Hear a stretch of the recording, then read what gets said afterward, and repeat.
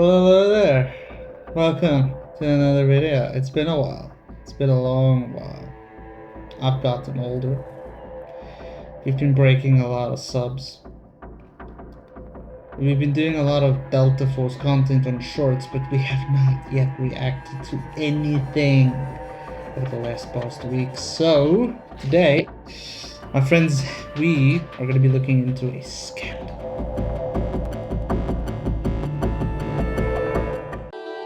Exceed me. The best platform for CS2 skin trading. Here you can buy, trade, or sell your skins immediately. Get a 5% bonus with our promo code. Time to exceed me level of inventory. Exceed me. Wow, that was a bad dad joke. Yeah, so we're looking into the dark side of competitive, done by a dude on YouTube, and his opinion about a situation. And I don't know how to react to that yet, so obviously that's the idea. We have to watch it, see what happens. But let's have a look and see what is the conversation looking like at this point, specifically regarding this video, because I don't know. But don't forget, the one thing I do know about a lot of things is that if you don't like and subscribe, I won't know if you like this type of content. So please go like and subscribe. Please give your personal opinion in a comment section, because I love having conversation with you guys. I love the comments. I love hearing you guys out. I am ready to understand the world that we are living in, and therefore I need to understand you. Yes, you, right there, sitting, looking at me. That's it. The dude's very soft, by the Tier way. 2 Valorant scene has been corrupted, rotten to the core. Underground gambling rings are targeting vulnerable, inexperienced, desperate players to throw matches and to cheat. They're offering sometimes literal children, 16-year-olds, 17-year-olds, 18-year-olds, life-changing money, tens of thousands of dollars for a single game, just to throw a single game. While these people are also profiting hundreds of thousands of dollars. I mean, they're paying. Depending on how so why not? long this has gone on for or how far it truly extends, it's likely to be millions by this point. This is literally the kind of scandal that could kill competitive gaming in Valorant. It started when I investigated 2 people. He's right, by the way. He's right. He's 100% on point. He's got it nailed. This can destroy Valorant. This can destroy the competitive side of Valorant very quickly. You can lose a lot because of this, like, one small thing, and that's what happens. That's why big competitive just ends. Out for a quick second. For those of you who don't follow professional competitive Valorant, you might be wondering, what even is Tier 2 Valorant? We'll start with Tier 1, right? This is VCT, the professional leagues, and we've got a few of those, right? We have VCT China, Pacific, EMEA for Europe. We have VCT Americas, which encompasses, all of NA, LATAM, and Brazil. Now, Tier 2 is challengers, and it is possible to make it into VCT from Tier 2. I mean, it's possible to even do it. I mean, that's the idea. You have tiers, like Siege as the same. I believe Siege does the same thing to tiers of professionals, and the idea, it's almost like GP racing as well. You start with GP3, which is cup racing, and then you move up to GT2, which will have bigger bikes faster, and then you grow into, at the end of the day, going for MotoGP or GP1 or GT3, for instance. You start with, I believe it's called cup racing again, and then you move to GT2, and then there's GT3 racing. So it's a progression system that moves you into the larger sphere of professional racing, gaming, all of those sort of things. So professionals, the reason why a lot of people work this way and why it works is quite simply put, you give everyone a fair chance to grow, and the growing process is what makes the sport and everything also safer. Not necessarily every sport, but in this case, it just makes more sense to give everyone a fair shot through the bank. Doesn't always work. That's because life is life, but yeah. From Premiere within the game. You and your friends could, grind through Premiere, end up in a qualification game for challengers. I mean, this has literally happened multiple times in the last Okay. year. It's an amazing system for bringing Exactly. up players.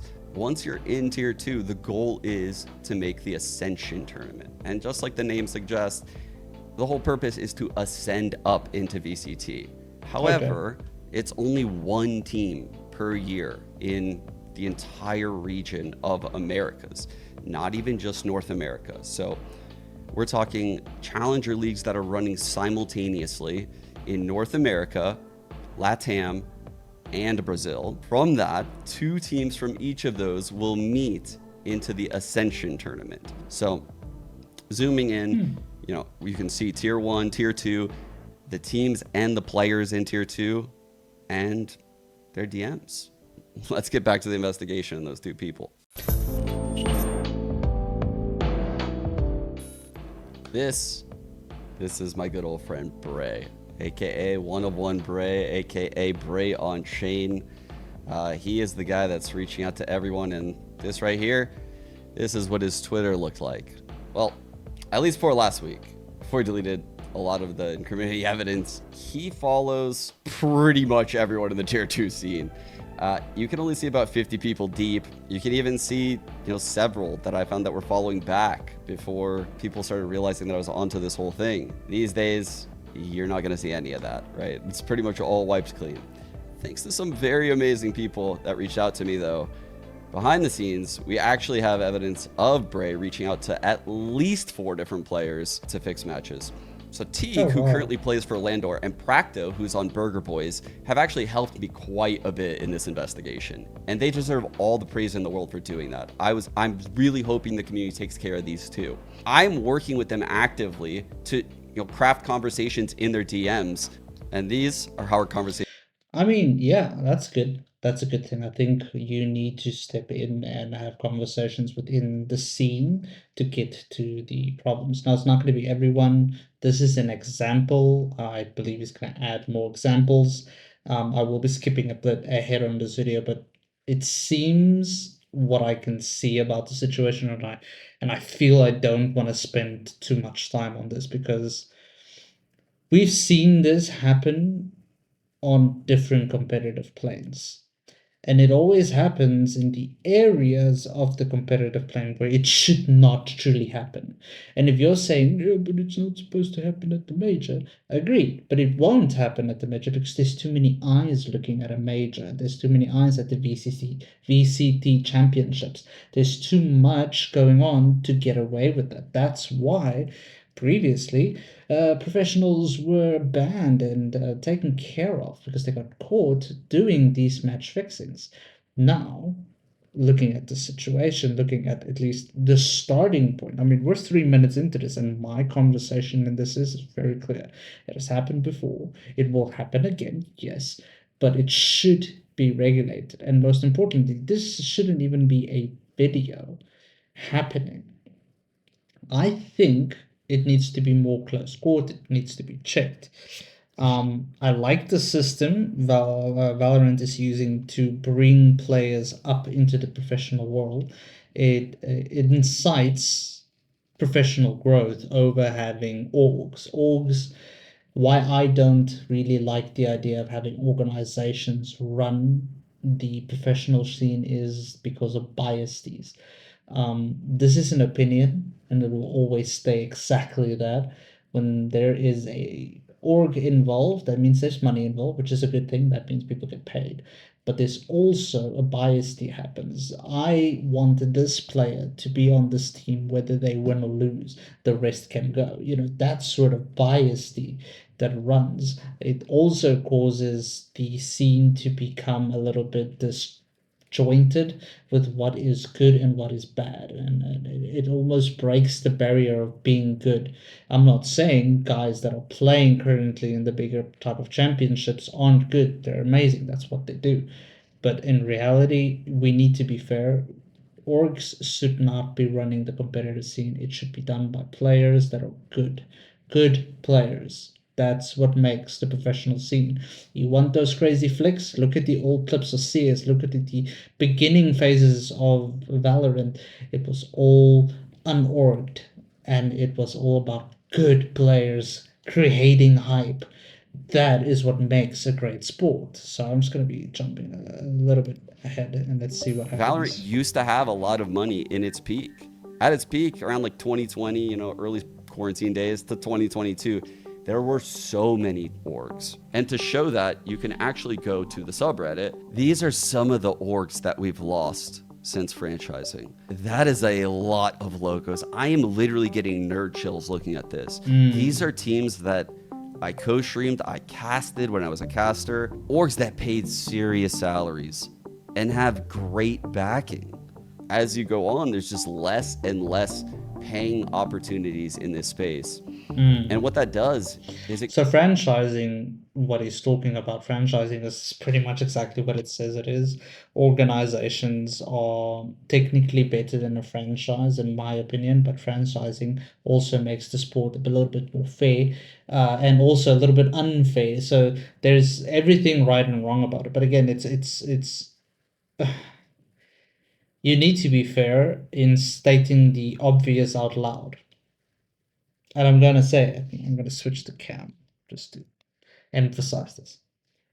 If you want players that are playing the game and building the sport, you let the players play the game and build the sport, not an entity, a organization, a franchise.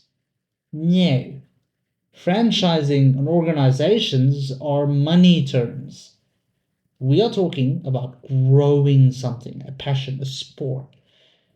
That's important. This is like saying, oh, instead of buying art, I'll buy something built by an organization, a business. Okay, good idea. That means you're going to invest into a business and invest time into it to make it grow. That's a good idea. But art grows with time, naturally, if it's good art, of course. This is more about sport. It's an art. It's a form. And passionate people about this want to grow the passion of it, not the organizational side of it. Yeah, okay. Let's switch back before I rant on 50 hours more. creates an absolute vacuum of what these guys just sunk in thousands of hours to get paid for. You learned how to be a pro gamer in Valorant, and now there's no money in the scene. And you might miss out on a lot of opportunities in those years that you were doing that. You might have put a relationship on hold. You might have put school on hold. You might have put an important job on hold. You took huge risks thinking that the scene would be what it was, because why wouldn't it at least look somewhat like that? Especially with VCT coming around the corner, right?